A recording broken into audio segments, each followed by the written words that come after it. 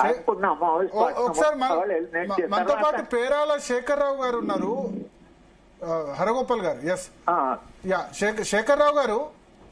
Yes, ఇప్పుడు హరగోపాల్ గారు ఏం డిమాండ్ చేస్తున్నారంటే వాళ్ళు లాస్ట్ 6 months గా ఎవరిని హార్మ్ చేయట్లేదు కదా, కాబట్టి కేంద్ర ప్రభుత్వం శాంతి చర్చలు స్టార్ట్ చేయొచ్చు కదా, వాళ్ళు ఎదురుదాడి చేసే పరిస్థితి లేదు కదా, అరెస్ట్ చేయండి కానీ చంపొద్దు అని అంటున్నారు. ఇప్పుడు హరగోపాల్ గారు గాని శాంతి చర్చలకు సంబంధించిన పెద్దలకు గాని అంతర్జాతీయ సామ్రాజ్యవాద కుట్రల గురించి ఎంత అవగాహన ఉందో నాకు తెలియదు. గణపతి వెనుక, హిడ్మా వెనుక స్పష్టంగా చైనా ఉంది, ఆ తర్వాత పాకిస్తాన్ ఉంది. అసలు గణపతి, హిడ్మా అనే వ్యక్తుల పేరు మీద ఉద్యమం నడుస్తుంది కానీ వాళ్ళు బతుకున్నారా లేదా అనేది కూడా ఎవరికి తెలియదు. అసలు నేను ఒక ఉదాహరణ చెప్తా. నేను ఈశాన్య రాష్ట్రాల వ్యవహారాలు చూసినప్పుడు సిక్కిం లిబరేషన్ ఫ్రంట్ సంబంధించినటువంటి చైర్మన్, తర్వాత ఆయన లొంగిపోయింది, ఆయనతో చాలాసేపు మాట్లాడినా. ఆయన ఏమన్నాడంటే అసలు ఉద్యమానికి స్టార్టింగ్ లో నాయకుడిని నేను, మొత్తం రిక్రూట్మెంట్ చేసిన దళ నాయకులందరినీ, ఆ తర్వాత చైనా పాకిస్తాన్ సంబంధించినటువంటి ఏజెంట్స్ నేపాల్ లో నాతో మాట్లాడి, ఆ తర్వాత ఎంత సిస్టమ్ రెడీ అయిన తర్వాత నువ్వు చైనాలో ఉంటావా, పాకిస్తాన్ ఉంటావా, నేపాల్ ఉంటావా, నీకు అన్ని అరేంజ్మెంట్ చేస్తాము, నువ్వు వీడియోలో మాట్లాడాలా, నువ్వు సంతకాలు పెట్టాల్సిన లెటర్ మీద, ఉద్యమం అంతా మేమే నడిపిస్తాము, నువ్వేమి తుపాకి పెట్టుకొని పోరాటం చేయాల్సిన అవసరం లేదు అని చెప్పి వాళ్ళ యొక్క స్ట్రాటజీ. అసలు ఈ మావోయిస్టు సంబంధించినటువంటి ఈ బ్యాక్గ్రౌండ్ లో గణపతి, హిడ్మా అదొక పేర్లు మాత్రమే. అసలు పోరాటం అంతా పాకిస్తాన్ తో, చైనాతో భారత సంబంధించిన దళాలు చేస్తున్న విషయాన్ని ఈ అంతర్జాతీయ సామ్రాజ్యవాద శక్తులు, అంతర్జాతీయ ఈ ఉద్యమాల విషయంలో మనందరం చాలా స్పష్టంగా అర్థం చేసుకోవాల్సినటువంటి అవసరం ఉంది. ఇంకోటి ఏంటంటే అసలు ఈ శాంతి చర్చల మాట అనుకునే వాళ్లకు వీళ్ళకి ఏం మ్యాండేట్ ఉందండి? పీపుల్స్ వార్ ఏమన్నా మా ప్రతినిధులు అని చెప్పి వీళ్ళని ప్రకటించిందా? అసలు వీళ్ళకు ఉన్న మ్యాండేట్ ఏంది మేము ప్రశ్నిస్తున్నాం. ఇంకోటి ఏంటంటే హరగోపాల్ గారు, మీకేమైనా మావోయిస్ట్ పార్టీ నుంచి రిక్వెస్ట్ వచ్చిందా, లేకపోతే మీరు ఇన్ఫార్మల్ గా పౌర సమాజం నుంచి అడుగుతున్నారా? లేదులేండి, అక్కడ నుంచి మా సంబంధించిన వాళ్ళు ఇప్పుడు మేము కమిటీ ఫర్ పీస్ అని ఆల్ ఇండియా లెవెల్లో మేము ఫామ్ చేసాము. దాంట్లో సభ్యులు ఎవరు ఇస్తున్నారు, పియూసీఎల్ నేషనల్ ప్రెసిడెంట్ వాళ్ళంతా అక్కడే ఉన్నారు, వాళ్ళందరూ ఆ బస్తర్ దగ్గరే ఉన్నారు. బేలా భాటియా ఉంది, సోనీ సోరి ఉంది. కనుక వాళ్ళ వైపు నుంచే సమాచారం వస్తుంటుంది. అంటే వాళ్ళు బస్తర్లోనే ఉన్నారు, వాళ్ళు బస్తర్లు ఉన్నారు, ఆదివాసులతో పనిచేస్తున్నారు. కనుక వాళ్ళు ఆదివాసులు పనిచేసినప్పుడు ఇలాంటి సమాధానాలు వచ్చినప్పుడు వాళ్ళు చెప్తున్నారు. చెప్పినప్పుడు వాళ్ళు నిజంగా అక్కడ ఏం జరుగుతుందో మనకు తెలియదు, కానీ ప్రాణ నష్టం జరుగుతున్నది అన్నప్పుడల్లా మనము ప్రాణ నష్టం లేకుండా మీరు ఒకవేళ మీరు చట్టబద్ధంగా మీరు ప్రవర్తించండి అనేది మనం ప్రభుత్వానికి నేను హరగోపాల్ గారికి, జంపన్న గారికి ఒక విషయం స్పష్టంగా తెలుసుకున్నా సార్. అసలు జనజీవన సమంతిలో కలవడానికి, ఆయుధాలు వదలడానికి, ఒక రాజకీయ పార్టీగా మారడానికి మీకు ఎవరి పర్మిషన్ ఎందుకండి? అసలు కేంద్ర ప్రభుత్వం యొక్క పర్మిషన్ మీకు అవసరమా? మీరు ఎవరిని ఎందుకు అడ్డు తినాలి? మీకు రైట్ ఉంది. మీరు రాజకీయ పార్టీగా మారడం కోసము, జనజీవన సమంతిలో కలవడం కోసము, ఆయుధ రహిత ప్రజా ఉద్యమాల కోసము ఈ భారత రాజ్యాంగం మీకు రైట్ ఇచ్చింది సార్. మీరు కనుక అట్లా అయితే చెప్పండి, మీతో పాటు మేము కూడా వచ్చి మీ హక్కు గురించి మేము పోరాడతాం. ఫస్ట్ మీరు ఆయుధ పోరాటం మేము వదిలేస్తున్నామని చెప్పి పార్టీ ప్రకటించి ఆయుధాలు ఏడబడి పడేసి తర్వాత ఫార్మల్ గా డిక్లేర్ చేయండి. అప్పుడు చర్చల సంగతి కాదు, మీ డెమోక్రటిక్ ఉద్యమానికి మేము కూడా మీకు సపోర్ట్ చేస్తాం. కాబట్టి మీరు అనవసరంగా ఈ మీలాంటి పెద్దలు స్ట్రాటజిక్ గా పూర్తిగా సమాజాన్ని, రాజకీయ పార్టీలను, మీడియాను పూర్తిగా తప్పుదారి పట్టించి ఈ ఉద్యమాన్ని అనవసరంగా లాగి ఇంకా అనేక మంది చావుకు కారణమవుతున్నది మీలాంటి పెద్దవాళ్లే. మీ కారణంగానే ఈ పరిస్థితి వచ్చిందనే విషయాన్ని మీరు అర్థం చేసుకోవట్లేదు. అసలు అంటే హరగోపాల్ గారు ఎందుకు కారణం? అవును, ఇవన్నిటికి స్ట్రాటజిక్ గా ఇటువంటి ఉద్యమాలకు స్ట్రాటజిక్ గా సపోర్ట్ చేసి స్ట్రాటజిక్ గా వ్యవహారం చేయండి. ఏదంటే ముక్కుసూటిగా ముక్కుసూటిగా చేస్తాం, లేదంటే మొత్తం వదిలేస్తాం. ఒక్క నిమిషం హరగోపాల్ గారు ఏదో ఒక్క నిమిషం 48 సంవత్సరాలు అయింది సార్. ఈ రకమైన వ్యూహాత్మకమైనటువంటి చేసి 48 సంవత్సరాలు అయింది. మనకు 47లో స్వాతంత్రం వచ్చిన తర్వాత 67లో ఈ మూవ్మెంట్ స్టార్ట్ అయింది. 47లో స్వాతంత్రం రాగానే ఈశాన్య రాష్ట్రాల ఉద్యమాలు స్టార్ట్ అయినాయి. ఇదే చైనా యొక్క సపోర్ట్ తో, పాకిస్తాన్ సపోర్ట్ తో 2 యుద్ధాలు చేసినాం 67 లోపు. ఆ 2 యుద్ధాల తర్వాత ఈశాన్య రాష్ట్రాల వేర్పాటువాద ఉద్యమాలు, ఇటువైపు నక్సలిజం వేర్పాటువాద ఉద్యమం చైనా పాకిస్తాన్ సపోర్ట్ తో స్టార్ట్ అయినాయి. ఇంకా 48 సంవత్సరాలు ఈ యొక్క రణరంగం సాగుతూనే ఉన్నది. ఇంకా వ్యూహాత్మకంగా స్ట్రాటజిక్ గా ఎందుకు మాట్లాడతాం? ఒకవైపు భారతదేశం 2047లో అగ్ర దేశం కావాలని చెప్పి కలలు కట్టు వికసిత భారత్ కావాలని, అంతర్గత భద్రతా సమస్యల నుంచి మనం బయటకు పడకపోతే మన సమాజానికి ఉన్న సమస్యలు మనం ఎట్లా పరిష్కరించాం మీరు చెప్పండి. కాబట్టి మీరు ఈ కాంగ్రెస్ పార్టీ మాటలు నమ్మి మీకెందుకు మేము అన్ని సహకరిస్తాము, చర్చలు హైలైట్ చేస్తామని చెప్పి ఆ బోగస్ కాంగ్రెస్ పార్టీ నమ్మను. కొంతమంది రీజనల్ పార్టీల స్వార్థపరులైనటువంటి అధికార స్వార్థం కోసం మీతో సంబంధాలు మెయింటైన్ చేస్తున్న కొంతమంది రీజనల్ పార్టీల మాటలు విని ఏదో పెద్ద జరుగుతుంది చర్చలు అయితే అని చెప్పి మీరు అనుకోకండి. చర్చలు అయ్యే సవాలే లేదు. ఎందుకంటే మీరు అవుట్ రైట్ గా ప్రకటన చేసి మొత్తం ఆయుధాలు ఎక్కడున్నాయి అక్కడ పడేసి అవుట్ రైట్ గా మీరు ప్రజా ఉద్యమంకి వచ్చి రాజకీయ పార్టీ కింద మారండి. అప్పుడు అన్ని రకాల సంబంధించినటువంటి ఇంతకుముందు చెప్పనగా సరిగా చెప్పాను.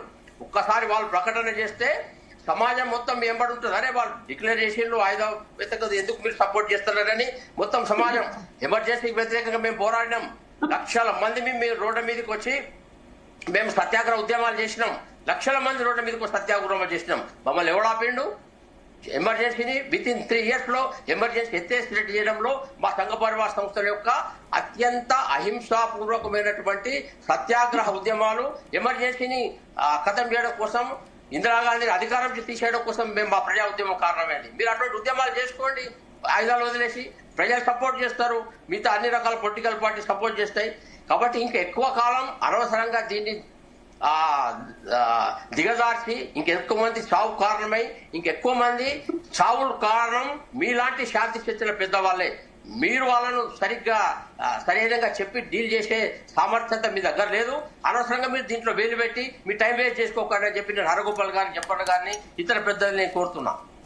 ఓకే హరగోపాల్ గారు, అది ఇప్పుడు చర్చ సరే ఆయన చేస్తున్న చర్చ ఏదైతుందో అది సరే ఇంకో సందర్భంలో జరగాలి. కానీ వారికి నేను సవినయంగా చెప్పడం ఏంటంటే రాజ్య స్వభావంలో రాజ్య అధికారం అనేది ఒక్కసారి చట్ట పరిమితులను దాటిపోతే అది మావోయిస్టుల దగ్గర ఆగదు అనేది ఆయనకు, నేను చరిత్ర చదువుకున్న వాడిగా ఆయన ఏం మాట్లాడినా ఏ ఆర్గ్యుమెంట్ చెప్పినా రాజ్యం ఎప్పుడైనా అక్కడ రాజ్యము అనే దాన్ని మనం గౌరవించడం. ఎందుకంటే అది చట్టబద్ధంగా వచ్చింది, చట్టబద్ధంగా ప్రవర్తిస్తుందనే మనం రాజ్యాన్ని గౌరవిస్తున్నాం.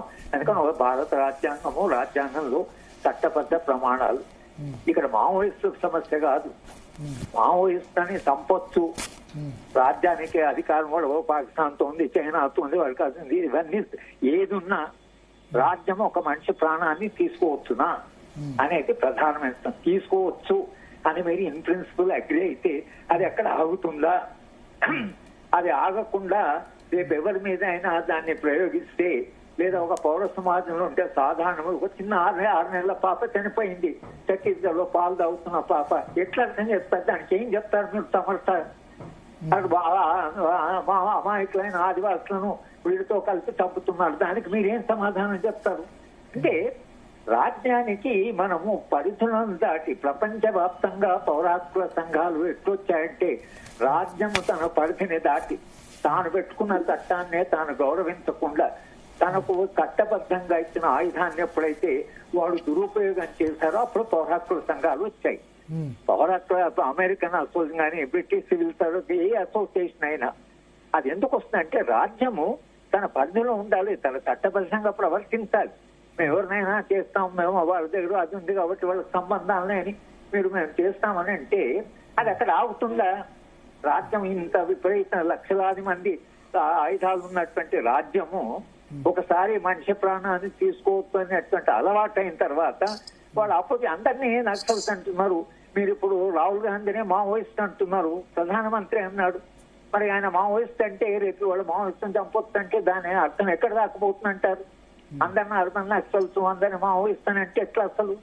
కనుక మీరు మావోయిస్టుని చంపొస్తుంటే మీరు వాడిని చంపాలనుకుంటే వాడిని మావోయిస్ట్ అంటే సరిపోతుందా?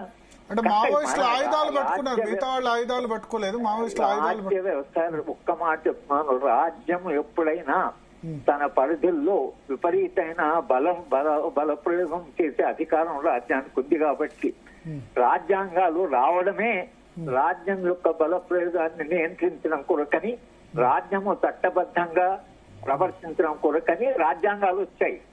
రాజ్యాంగం ప్రకారం మీరు నడుచుకోవాలి, చట్టబద్ధంగా నడుచుకోవాలని రాజ్యానికి కొన్ని ప్రమాణాలు ఉన్నాయి. రాజ్యం అంటే అందుకనే ప్రజలు గౌరవిస్తారు. రాజ్యం దగ్గర ఉండేటువంటి ఆయుధాన్ని, ఒక గుండా దగ్గర ఉండే ఆయుధాన్ని మనం ఎందుకు తేడా చూస్తాము? వాడికి చట్టబద్ధత లేదు, వీడికి చట్టబద్ధత ఉంది కాబట్టి పోలీసు యొక్క వెపన్ ఏదైతుందో అందరూ భయపడరు. ఎందుకంటే దాని వెనుక చట్టం ఉందని. సరే, వాళ్ళు ఇష్టం వచ్చిన ఉపయోగించడం మొదలుపెట్టిన తర్వాత మీరు అప్పుడు ఏం చేస్తారు? మీకు అప్పుడు రక్షణ ఏమిటి? అసలు పౌర సమాజానికి రక్షణ ఏమిటి? కనుక ఒక నాగరికత పరిణామ క్రమంలో రాజ్యము చాలా తన హద్దుల్లో ఉండి తాను ప్రవర్తించవలసి ఉంటుంది. అది ఎవరి మీద ఉపయోగిస్తున్న ప్రశ్న కాదు, ఎలా ఉపయోగిస్తున్నారు అనేటువంటి ప్రశ్న. కనుక మీరు ఏ పరిస్థితుల్లో అయినా, ఏ కారణం వలన రాజ్యము చట్టానికి అతీతంగా అది ఉపయోగించవచ్చని మీరు సూత్రరీత్యా అంగీకరిస్తే చరిత్రలో రాజ్యం అక్కడ ఆగదు.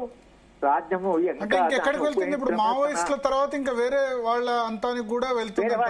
నాగాలాండ్ ఉన్నది, త్రిపుర ఉంది, ఇప్పుడు మణిపూర్ లో ఏం జరుగుతున్నది? అదే అంటే అది ఎక్కడ? ఇప్పుడు నేను నాగాలాండ్ పీస్ టాక్స్ లో నేను భాగము, నాగా అండర్ గ్రౌండ్ గవర్నమెంట్ తో మాట్లాడాము, సంతకాలు మేము అగ్రిమెంట్ చేశాము.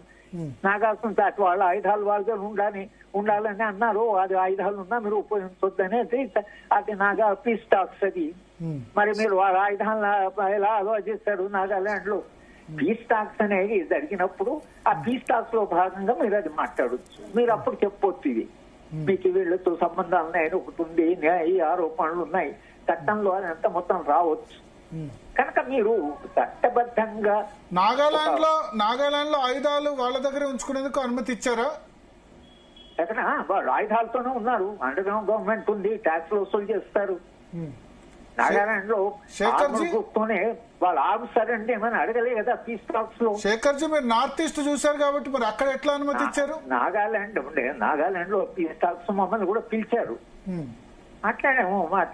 నేను కూడా సిగ్నేటరీ దానికి. ఆయుధాలు పడి ఏమని అడగలే కదా. అంటే ఇది చర్చలు జరపడానికి ఒక నాగరిక ప్రైజ్ అండి, వాళ్ళని పిలవచ్చు. ఇప్పుడు ఆయన అడిగే ప్రశ్నలు ఏవైతే అన్ని అప్పుడు అడగొచ్చు, ఉద్యమాన్ని అడగొచ్చు. ఇది మీ మీద ఆరోపణలు ఉన్నాయి, ఇది మాకు అనుమానాలు మీ మీద అడగొచ్చు. చర్చలు ఏమొస్తుందో చూద్దాం. చర్చలు జరపండి అంటే మేము జరపము, మేము నిర్మూలిస్తామంటే అది ఎట్లా నాగరిక సమాజం కాదు కదండి. చర్చలు వాడు ఏ రాజ్యమైనా ఒక సమస్యను శాంతియుతంగా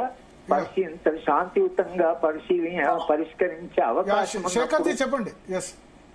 ఏ రాజ్యమైనా అది గంతు వేసి తీసుకోవాలి. ఇప్పుడు రేపు నాగాస్ మేము పీస్ టాక్స్ అంటే ప్రభుత్వం తప్పకుండా మణిపూర్ లో ఇప్పుడు నాగాలాండ్ లో జరుగుతుంది ఏంటి, మణిపూర్ లో జరుగుతుంది ఏంటి అంటున్నారు. నాగాలాండ్